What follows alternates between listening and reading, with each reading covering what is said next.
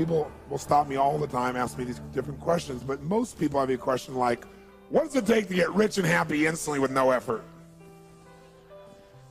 Some version of that question. And I'll usually look at them and say, do you really want to know, or are you just asking? And when I say that, you see them kind of freeze for a moment, like he may tell me and I might have to work. But I really want to tell you what I really believe it takes to be rich and happy. Now, most people think rich is just money. But I know a lot of people have a lot of money and they're broke. And a lot of people have a lot of money and they're very rich. That richness is a sense of fulfillment. See, a lot of people have, quote, succeeded supposedly on the outside, but they're not fulfilled. And I'm here to tell you that success without fulfillment is failure. So how do you make sure you're really fulfilled? I mean, because it seems such an elusive thing for most people. Most people, they think, okay, if I succeed, then I'll be fulfilled. And they succeed and they're still not fulfilled. Or finally, if I have a kid, then I'll be fulfilled. And they have the child and it's great for a while and they're still not fulfilled. People are always looking for something more. And I will say to you that there's only two things that will give you fulfillment long term. We may talk more about this tomorrow in more depth, but we all have 6 needs that must be met. All human beings have them. We all have different goals, different desires, different ways of trying to make ourselves feel good, but we have the same needs. And the first need that everybody has is the need for certainty. We all have a need for absolute certainty because certainty is a survival mechanism. You have to have a certain amount of certainty to even function. Like right now, if you weren't certain these lamps, these lights up here were going to hold up, or the roof was going to hold on, then you probably wouldn't be listening to me a whole lot right now. Because without a base level of certainty, the floor is going to hold you up, you can't function. And how many of you have been in the place, by the way, where you had so much uncertainty in your life that it just freaked you out, like uncertainty about your job or your career, about a relationship, and it made you crazy inside? How many have been in that place where you had so much uncertainty it made you nuts? Say aye. So everyone needs a base level of certainty. Now, we all try to get that certainty in different ways. So we have the same need worldwide. It doesn't matter who you go to, what country, what culture, what language a person speaks, what their socioeconomic background is. Everybody needs certainty. It is a human need, not a desire, a need. It's built into the human nervous system. But we all go about getting it differently. Like some people try to get certainty by having a routine that's the same every day so then they can be certain how it's going to be. Some people try to get certainty by, surrounding themselves with people that they're smarter than them. So they feel like they're always in control of the situation, or by trying to control everyone. Some people get certainty by faith. There's no certainty, so they get it by having trust that they're guided. Everyone has different ways. Some people get certainty that they can be comfortable. That's the basic level of certainty, so you can avoid pain, and you can have some pleasure. Base certainty is just that certain you can be comfortable. Most people get that by smoking or drinking or something like that. So everyone's going to find a way to meet their need. You've already found ways to get a certain amount of certainty in your life, or you wouldn't be listening to me right now. But the question is the way you're doing it, the way you're getting the need met, is it empowering you or disempowering you, or is it kind of neutral? If you're using drugs or alcohol to get certainty you can be comfortable, it obviously has many, many negative side effects. If you're using faith, it's a different one. If you're using your sense of identity, like, boy, I'm certain, not because everything around me is perfect, but I'm certain because I've always found a way. So my identity is I find a way, and that gives me certainty. So some ways will empower you. So now here's the interesting thing, though. When you get absolutely, totally certain about something, you know what's going to happen, when it's going to happen, how it's going to happen. Let's say in a relationship. You know what's going to happen, what they're going to say, when they're going to say it, how they're going to say it, what's going to occur. When you finally have this ultimate goal of certainty, this need, where you really feel like you're satiating it, you're fully meeting it, then what happens? You feel what? Bored. Right? So all of a sudden this thing you wanted so bad, this is funny because people go out and they work so hard to get what they want, then they get it and they're unhappy because now they're bored. It's like most people think the secret to life is make enough money so you'll never have to work again. And the truth of the matter is, if you spend any time with people who have achieved that, you'll find that they're miserable. And they usually start another business or do something else because that is not the secret to life. Because they get bored out of their mind. They want to pull their hair out because everyone needs to grow and to be stimulated. So while we want certainty, when we get absolute certainty, we go nuts. And that's because God has a sense of humor and gave us a second need, the need for uncertainty, just to really screw you up a good, right? Just to see if you were paying attention. We have a need for certainty, but we simultaneously have a need for uncertainty. We have a need for variety. We have a need for surprise. We have a need to have things that we're not expecting happening. It creates excitement for us. That's what adventure is. If you know what's going to happen, when it's going to happen, how it's going to happen, it feels good for a while, then you're bored. You got to have surprises in your life. You got to have those things that make you grow. When you know what it is, it doesn't require growth. You can predict it. But when you're not sure, now you have to grow to deal with the uncertainty. And that growth is what makes us feel happy as human beings inside. Now, you can get variety by doing drugs also. Change your state. You can get variety by going to a movie. You know, why do people go to movies? Because it gives them certainty and uncertainty. They're certain they're not going to die, even if the guy in the movie does, right? And yet they have variety. They can vicariously experience all this adventure and surprise and so forth inside that film. How many of you have ever rented a video of a movie you've already seen? Have you ever done that? Say aye. Now, why rent a movie you've already seen? Answer, because you're certain it's good and you're hoping you forgot enough that there'll be some variety, right? So these two are a paradox, aren't they? They seem to be antithesis of one another, and yet, as a human being, we need to have both of them to really feel good. The third and fourth human needs that all people have are number three is the need for significance. Need for a feeling like your life is significant, it's important, it's unique in some way, it's special, that your life has some kind of purpose. So we all have the need to feel significant, unique, to feel like our life has some kind of meaning. And what's interesting is, how do you go about it? You know, you can go about it by tearing everybody else down. I'm great because you're horrible. You know, there's two ways to have the tallest building in town. One is tear down everybody else's building. Right? That's what some people do. Other is work harder and build a better building. Right? Work like crazy. When everyone else takes lunch, you go for it. So what a lot of people do is to feel significant as they tear other people down, because then they can feel important. Like if you're moving backwards, I must be moving forward. There's an illusion there. Or you can get significance through violence.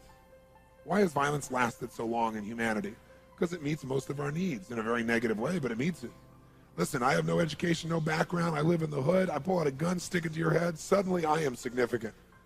I didn't need education. I didn't need background. I didn't need to create any rapport with you. We have rapport, right? You're going to respond to me now. I'm significant, and I'm certain that I'm in control of the situation, and I got some variety because this is a unique situation where anything could happen. Meets three of my needs. Violence has been around in humanity's experience forever because it is a way to meet needs. A derogatory way, but it works. And since it works and doesn't require much effort, especially now with the tools of violence, where if you and I had a fight before and I had to punch it out with you, there was some consequence. But now with a high-powered rifle or something that can shoot off 100 shots in about a minute from a distance, I can be a coward and I can still feel significant. I can do whatever I want. There's no consequence to me. You can also do it in neutral ways. You can do it by, you know, dressing really uniquely, right? Like you have a unique style that makes you feel unique and significant. You could do it by skill sets. Having skill that no one else has or is very unique. You can do it by buying more toys. You have nicer cars or homes or something like that. You could do it by getting more PhDs, more degrees, more results that you know. You have that thing next to your name so you're significant. Every one of us finds a way, right? Because we have to feel significant. Everybody needs this. The only question is how. Some people do it by saying, I am a Christian or I am a Jew or I'm a whatever, and I'm more unique than you. And then religions fight about who really knows the name of God and kill each other in the name of God. It's an interesting process that sometimes happens. It's happened in most major religions of the world. Because people are basically fighting over who's more significant to the Creator. Interesting thought process human beings have. Now, the interesting thing is to be significant, you can do it in neutral ways, positive ways. You can do it by having more compassion and giving more than anybody else. If you give so much, sure enough, if you know you're willing to give more and you're more honest and more real, that makes you feel unique, makes you feel special, and that doesn't have any downside, it only has upside. So you got to figure out, you're going to find a way to be unique. The question is, do you through cars and homes? Do you do it through achieving? Do you do it by the kind of love that you share? Do you do it by, you know, doing something with people that makes them feel like you're superior? What do you do? But you do something. You do many things to feel significant. But the problem is, to feel significant, to feel unique, you have to be different than everyone, and that, of course, violates the fourth human need, because God does have a sense of humor. And the fourth human need is the need for connection and love. So while you're busy trying to be unique, and I have so many clients, super achievers in the culture, you know, actors, actresses, business people at the top, athletes, who their whole life they wanted to be unique, and then they got this total uniqueness, and now they have no connection because they feel like everybody's trying to get something from them now. They don't really feel the love and connection they wanted, which is the fourth need. Because to be unique and different, I have to be apart from you. This happens in people's intimate relationships all the time as well. Someone says, oh my God, I really want to be at one with this person. And then they start feeling at one with a person, and they love it for a while, and they go, oh, wait a second. I feel like totally loved and connected, but who am I? How am I unique in this world? I'm losing my identity. And then they freak out and pull back from the relationship. Because what they're trying to do is meet two needs simultaneously. You can get connection by being sick, and then everyone will come and pay attention to you. You can do it by creating problems. If you don't give a kid attention for doing something good, they'll do something bad to feel that you really care and you love them, to get your attention. And by the way, all adults are big kids. They do the same thing. Same thing as a child does. Sometimes a little bit more dramatic, sometimes a bit more painful, but the same things that kids do. Because basically most people are still 5 years old emotionally. So we respond the same way. Most of us are not directing. We have this great facade, but inside we're this little kid. So now here you are in this situation where you want connection. What else can you do? Well, you can have connection by just loving people. You can have connection by way of being in nature, or a connection to God through prayer. Or you can have connection by looking at a piece of art and feeling this sense of inspiration. You can have it through meditation. You can have it by making love, and you feel this total connection. You can have it through a pet. There's so many ways to get it. You're going to find a way. The only question is, on a scale from 0 to 10, where 0 is none and 10 is totally fulfilled, where are you? Most people find ways that really don't fulfill them totally to bring them up to a 4 or 5. So they're in no man's land. They're not really happy, but they're not unhappy enough to do anything to change it or make it better. And then if you meet these first four, if you meet the need for certainty and uncertainty, called variety, and significance, and connection, you'll find a way to meet those. Those are called the fundamental needs. But you will not be rich, happy, fulfilled, really fulfilled, unless you meet the last two, and very few people meet the last two. These are the two that are the real secret. And that is, number 5 is you must grow. You must grow. And number 6 is you must contribute beyond yourself in a meaningful way. See, you can get certainty by controlling everybody. You can get variety by doing drugs. You can get significance by tearing other people down. You have connection by having a problem all the time that people have to fix. And so they pay attention and you feel loved by that. None of those make you a better person. The only way you're going to be fulfilled is if you pick a different set of vehicles. And those vehicles, or those ways of meeting your needs, must cause you to grow. Because no matter how much you earn, how many people think you're great, or what's wonderful in your life, if you don't feel like you're growing, you'll feel like you're dying inside. And anybody you've ever seen who has committed suicide, you thought, how could they do that? I mean, they had the world by the tail because they didn't feel like they're growing. And or, even if they were contributing, they didn't feel like their life had any meaning, that they were contributing beyond themselves. And I bring this to your attention because I've seen so many people develop such great skills and still be unhappy. So if these are the 6 needs, you got to decide how you're going to play this game. And there's certain beliefs you have that make you do things a certain way. And they may not be serving you, but you keep doing it because it meets some of your needs. It's like, for example, anything a human being does, remember I said they have a reason. So if you smoke cigarettes, even though you know it's terrible, you do it because it meets some of your needs. Maybe initially you did it to be significant or to feel connected to some friends. Or maybe you're so stressed, you're certain when you smoke, you can relax. So now we stop you from smoking, well, you're going to go for something else because you got to still feel that comfort, or you got to still feel significant. So unless we understand what our brain is doing, most of us in life have no idea how to win the game of life. We don't know what the target of the game is. We don't know the goal. And so it's pretty hard to win a game when you don't know what the goal is. I'm here to tell you, having been with a couple million people from 65 countries and having heard every story you can imagine.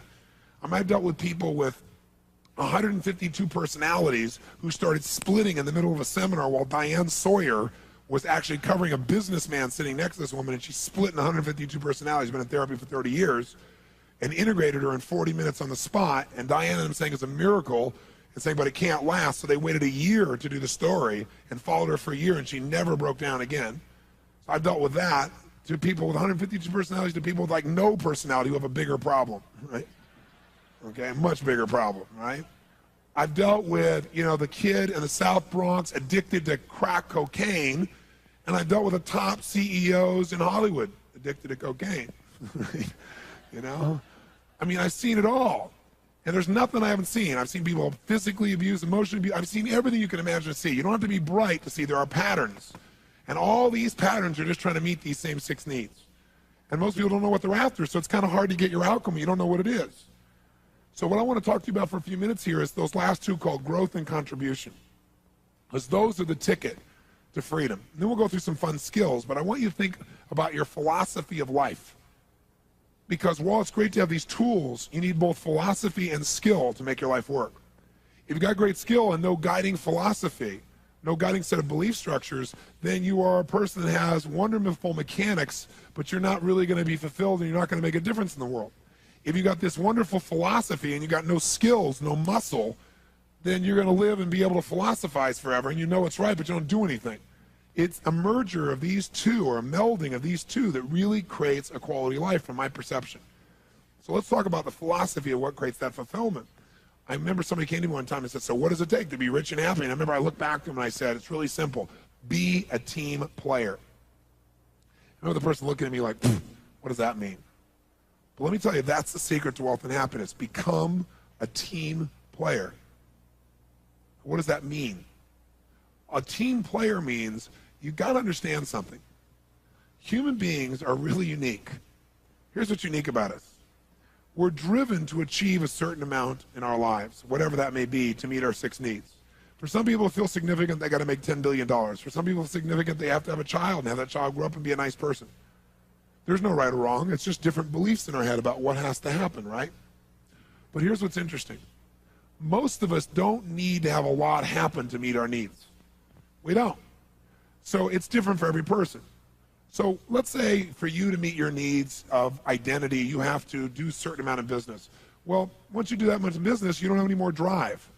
It's like, okay, that feels good, right? Or you have a certain amount of need for acknowledgement. But once you get a certain amount of acknowledgement, people tell you a million times how great you are, you always appreciate hearing it, but you don't really need it because you know. So you're grateful and it's wonderful, but it's not like desperation. You know what I'm saying here? And so certain amount of money, certain amount of respect, certain amount of accomplishment, certain amount of something, and then we kind of lose our drive because we enter our comfort zone. How many follow this? Say I. So once you're in your comfort zone, you're not driven anymore. Here's the problem. When you get in your comfort zone, you're not driven, you no longer grow. When you're not growing, you start to die inside. When you're no longer growing and dying inside, you stop contributing in a meaningful way. And as you do both of those, your whole world falls apart emotionally. See, I've seen this happen. I've got about 6 or 7 friends, probably 7 to be accurate, who are considered by most people in the world to be like the best on earth at what they do and have been for a quarter of a century. Like one guy's in the movie business, been the head of several studios, made an unbelievable number of pictures, Academy Awards. Another guy is an NBA coach, the most winningest coach of all time in NBA history. I mean, each of these guys are my friends, and they're in their mid-50s.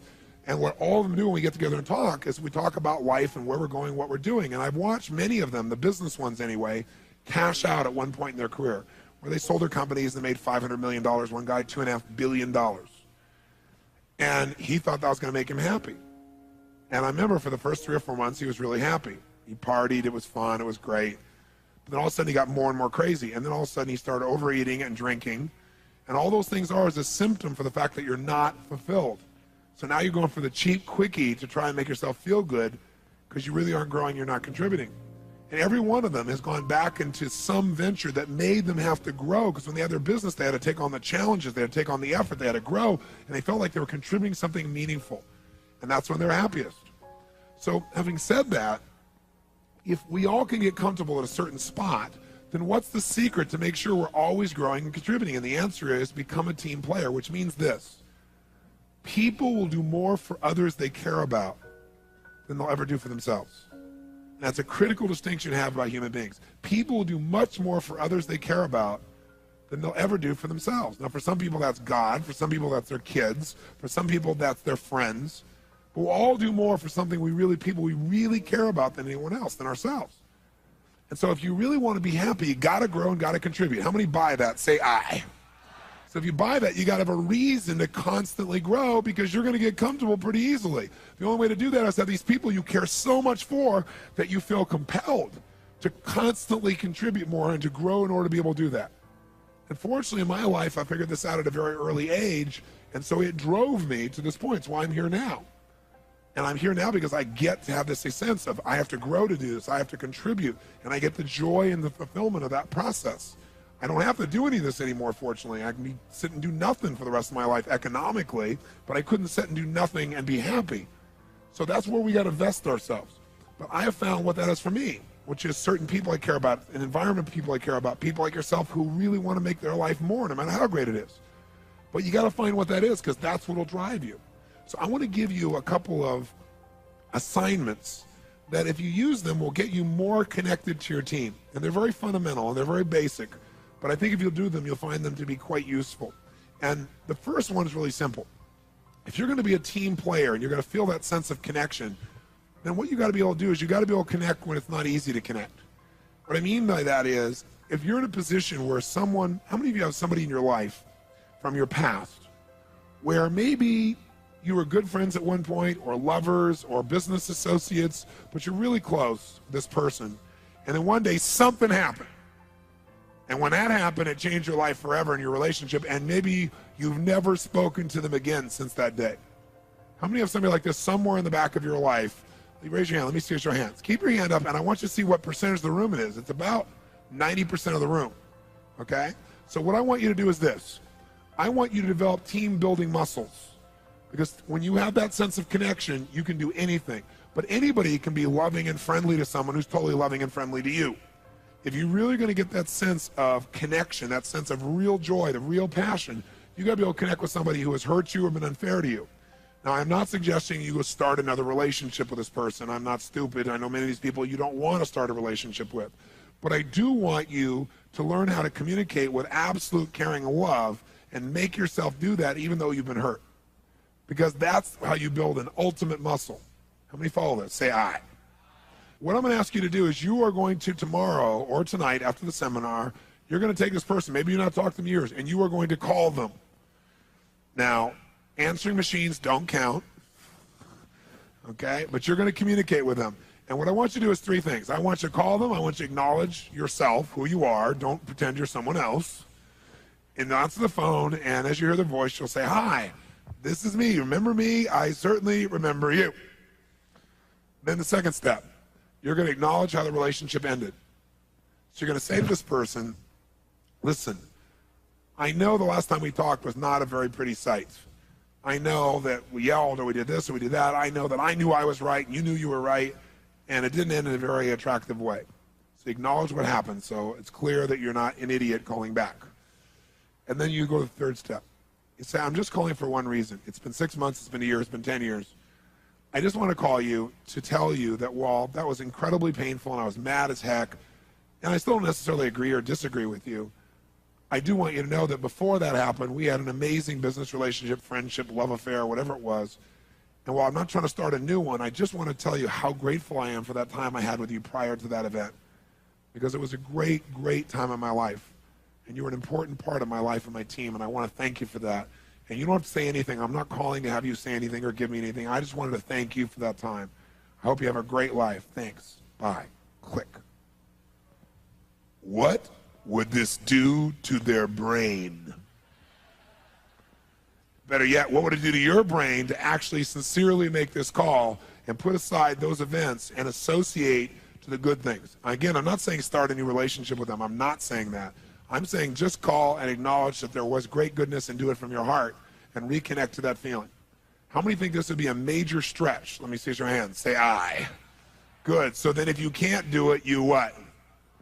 You what? How many are going to do it? Raise your hand. Say aye. Here's the second call I want you to make. The second call is not painful. You'll want to make this call. Before you turn the page, let me ask you, how many of you out there have had an experience where there was somebody who you're really close to, somebody you really appreciated, really enjoyed, really loved, and you didn't have an argument, you didn't have something negative happen, you just got so busy, and they got so busy, and you're like in different places, and you didn't call for a while, and the more you didn't call, the weirder it felt not to call. And then, since you didn't call for so long, it really felt weird not to call, and now you haven't called forever, and you kind of, like the commercial says, kind of drifted away. And it wasn't because you're upset with them at all. How many of you have had someone like that somewhere in your life? Raise your hand, say aye. That's your second call. What are you going to do? Call them up, acknowledge who you are, do the same thing, acknowledge what happened. Tell them the truth. Say, listen, you know, I'm calling. I'm sure you don't have any time to talk right now. We don't need to. I'm just calling to tell you one thing. And that is that I think about you a lot. That, you know, I haven't talked to you in so long that after a while, I'm telling the truth. I didn't call for a while. You didn't call. I was busy. You were busy. And then it felt weird to call. So the reason I'm calling is so it doesn't feel weird to call in the future. Right? I'm just calling to tell you I love you. And I'm so thrilled that you're part of my team. And even if we don't talk for 2 years, I always care about you. And if you ever want to talk, I'm always here. I know you probably don't have any time, so I just want to say thanks. Have a nice night. No, that person, I guarantee, will stop you. They'll say, oh, no, I'm so glad you called. And what it'll do is it'll take a part of your life, like one thing you can finally put behind you, this thing you can put back in front of you, and reconnect with it. And I think you're going to find that it'll have a really wonderful processional effect. Like, when you drop the rock in the water, it doesn't stop there when it hits the water. It has this neat little wave effect on your life. Same thing happens when you reconnect with someone you really consider to be a friend. It has an impact on things that you normally wouldn't measure in that area. How many want to make this call also? Say aye. And here's the third assignment. The third assignment in team building is I want you to make a list of all the key team members of your life. And what I mean by that is anyone you consider to be part of your team. Team can be intimate loved ones. It can be family or friends. Team can be those people you work with who you really, really care about. But I'm talking about your close inner team of people. The people that you care about. The people who have their feelings about you as influence over you. The people that you would be driven to give to and to serve, and therefore would need to grow and contribute in some way. And what I'm going to ask you to do is I want you to write next to each person's name some unique way you're going to let them know you care about them in the next 30 to 45 days. Some unique way. Because what we all assume is that everybody knows we love them, but we don't.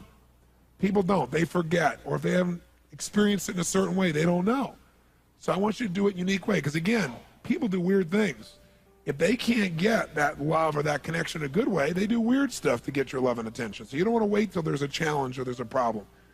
And so I'm going to ask you to do it proactively. Now, for example, how many of you have kids? Let's see a show of hands. Wow. How many of you have teenage kids, as an example? Great. Another breed, aren't they? So now, here's what I want you to do. I want you to make your list, and I want you to come up with a unique way to make them feel totally loved. Now, let me tell you what's great about this. Number one, you'll increase your connection and sense of team. Number two, you'll have a blast coming up with creative things. Number three, you'll feel wonderful when you're doing it. And when all those wonderful things are happening, it'll affect your career, believe it or not. Because it'll affect the way you feel about yourself and your identity and what you're doing in your life. It enriches everything. These little things mean everything. I'll give you an example. When I married my wife, Becky, I wanted to have 4 kids. I got 3 instantly. And all of a sudden, here in a short time, we have 4 kids. And I had kids at that time. My youngest, I think, was 4, and my oldest was 17, and I was 24 years old, right? So that makes you grow up pretty quick, right? So I found myself in a place where it's like, wow, here I had this great love affair with my wife, and I really love these kids, but all of a sudden, wham, man, they were in my life quickly, rapidly, powerfully. And I had to feel a deal with that. And it was very difficult at first, extremely difficult, because I felt like, oh, I was getting less connection. I was less significant than the kids were and so forth. It was very difficult. But gradually what happened is I love these kids so much that it expanded my life. It didn't mean less significance, less connection. It meant I could have them from more places and at a deeper level. And now it's one of the greatest gifts of my entire life. If you ask me, are you a successful man? I would say yes. And my number one criteria is what incredible kids I have, who they are as people, which I think they've done on their own, but I think I've certainly helped to shape some of their core value structures and belief structures, which is the only thing you can shape. You can't control behavior, but you can certainly shape a good deal of what somebody values and believes by your example and your caring. And so when this first happened, I also was 24 years old, starting my career. I was doing an average of 200 days a year on the road, right? I was building and doing everything, so I'm not even there most of the time. And so these kids are in my life, and I'm thinking, my God, how do I connect with these kids? How do they know I love them when I'm not there? And the only solution I could come up with was, okay, I got to be there, number one, and number two, I got to really be there when I'm there. You know, I had 4 fathers myself, and the one who I consider to be my real father is not my birth father.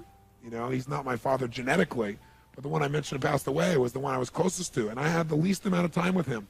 But I really had what I call magic moments with him. Just moments I'd never forget as long as I live, and they helped to shape a good part of who I am and what I believe and value. And so I thought, that's what I got to do. I got to create magic moments with these kids. But I decided to do it the way I'm asking you to do it, strategically.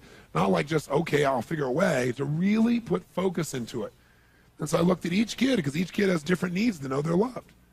So as I looked at that, I was able to do it, and I thought about, I don't want to just do this with my kids. I want to do this with the whole world.